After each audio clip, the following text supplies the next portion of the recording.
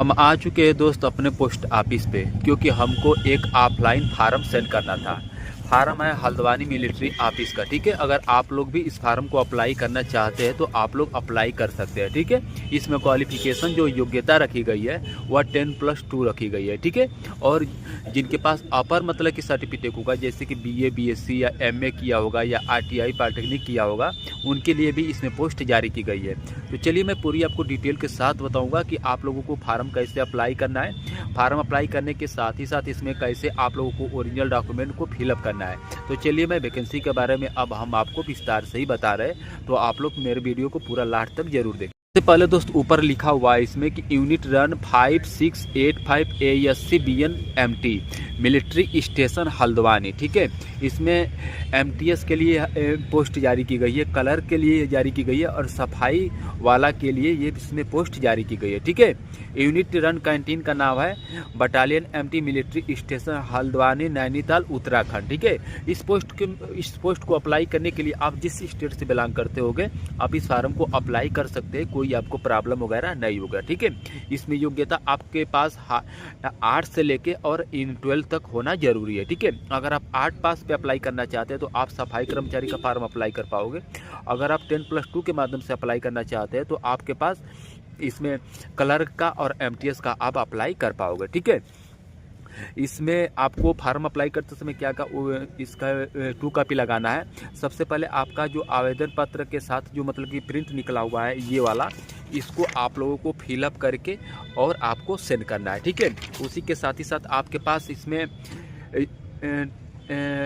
शैक्षिक योग्यता 10+2 का मार्कशीट लगेगा, फिर जाति लगेगा, फिर मूल चरित्र प्रमाण पत्र, निवास चरित्र प्रमाण पत्र, ठीक है।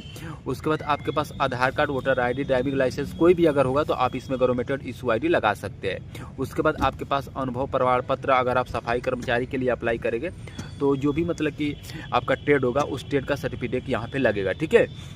उसके बाद आपके पास 2 पासपोर्ट साइज होना चाहिए और सभी पूर्व शिक्षार्थी और पूर्व शिक्षार्थियों के अभिस्रोतों वार्ड एवं वीर नारियों के आश्रित व स्थानीय निवासियों प्राथमिक दी जाएगी। आवेदन पत्र आपके बायोडाटा व CC की कॉपी अवश्य भेजिए, ठीक है। तो सारा चीज़ का आप लोगों को 2 कॉपी करके संलग्न इसमें लगा के भेजना है, ठीक है। आपके पास जो लिफाफा रहेगा एक ऐसा लिफाफा रहेगा और दूसरा वाला लिफाफा आपको ऐसा रहेगा, ठीक है।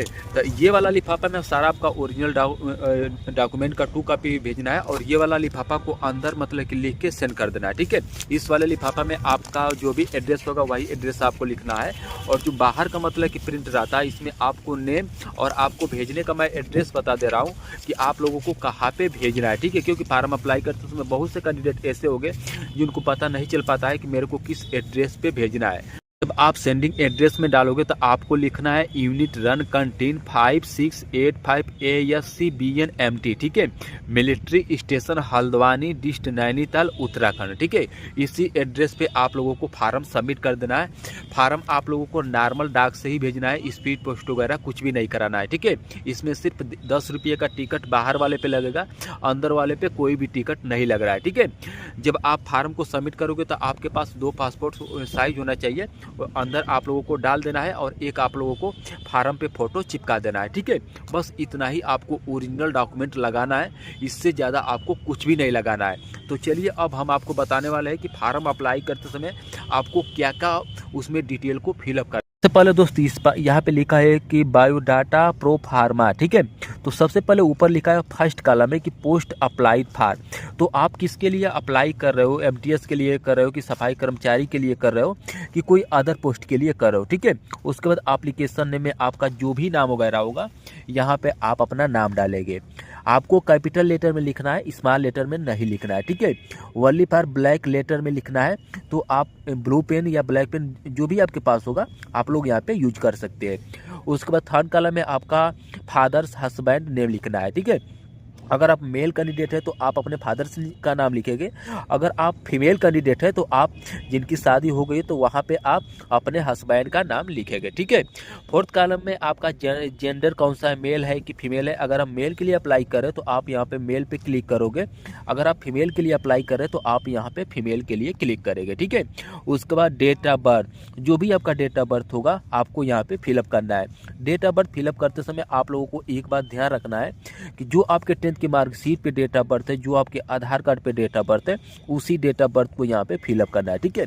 जैसे कि मान लो आपका डेट ऑफ बर्थ है 20/5/1997, तो यहाँ पे 20 लिखेंगे, 05 लिखेंगे, 1997 लिखेंगे, ठीक है।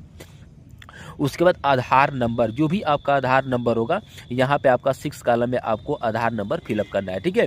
आपके पास पैन कार्ड का नंबर है तो आप पैन कार्ड का नंबर भी यहाँ पे डाल सकते हैं, ठीक है। नहीं है तो कोई बात नहीं, अगर आपके पास है तो आप दोनों इसमें से डाल सकते हैं, नहीं है तो आप इसमें से 6 कॉलम में और 7 कॉलम में कोई एक यहाँ पे भरना जरूरी है, ठीक है। उसके बाद 8 कॉलम में आपकी कैटेगरी कौन सी है, SC है कि ST है कि OBC है कि EWS है कि जनरल है कि ESCM है, ठीक है। जो भी आपकी कैटेगरी होगी यहाँ पे आप कैटेगरी को फिलअप कर देना है, ठीक है।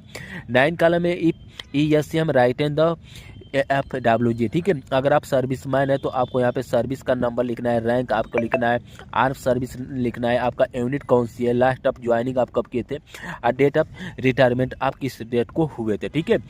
ये फार्म दोनों के लिए निकला है।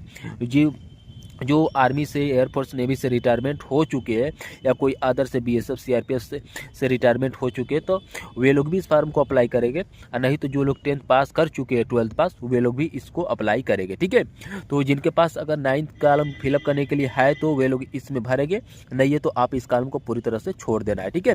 उसके बाद 10 में आपको वीर नारी विंडो DSCM है, ठीक है। तो इसमें आप लोगों को कुछ भी नहीं बनना है। 11 कॉलम में आपको मोबाइल नंबर डालना है, जो भी आपका मोबाइल नंबर होगा। 12th कॉलम में आपको जीमेल भरना है, जो आपके प्रेजेंट टाइम में जीमेल लॉगिन हो, ठीक है। क्योंकि मोबाइल नंबर और आपके जीमेल पे जब आपका इसका एडमिट कार्ड जारी किया जाएगा तो उस समय आपको इसी जीमेल और मोबाइल नंबर पे आपको भेजा जाएगा, ठीक है। उसके बाद 13 कॉलम में आपका परमानेंट एड्रेस है, तो जो भी आपके पास परमानेंट एड्रेस है वही आपको एड्रेस डालना है। 14 में एड्रेस फॉर कम्युनिकेशन, तो मान लो कि अगर आप यूपी में, बनारस में या लखनऊ में रहते हो और प्रेजेंट टाइम में आप दिल्ली में जॉब करते हो तो परमानेंट एड्रेस में आप अपना बनारस और लखनऊ का जो भी एड्रेस होगा उसको डालेंगे। एड्रेस ऑफ कम्युनिकेशन में जहाँ पे आप रह रहे प्रेजेंट टाइम में उसको भी आप डाल सकते हैं, ठीक है। 15 कॉलम में आपको एजुकेशनल क्वालिफिकेशन डालना है, तो एजुकेशनल क्वालिफिकेशन में आप यहाँ पे 10, अगर आपके पास हाई स्कूल की योग्यता है तो आप हाई स्कूल लिखेंगे, 12th की योग्यता है तो आप 10+2 लिखेंगे, ठीक है। फिर 16 नंबर में बोला है कि वर्क एक्सपीरियंस इफ एनी, तो आप मतलब सफाई कर्मचारी के लिए डाल रहे हैं तो आप यहाँ पे लिखेंगे कि मेरे पास 1 ईयर और 2 ईयर का एक्सपीरियंस है, नहीं है तो आप इसको छोड़ देंगे, ठीक है।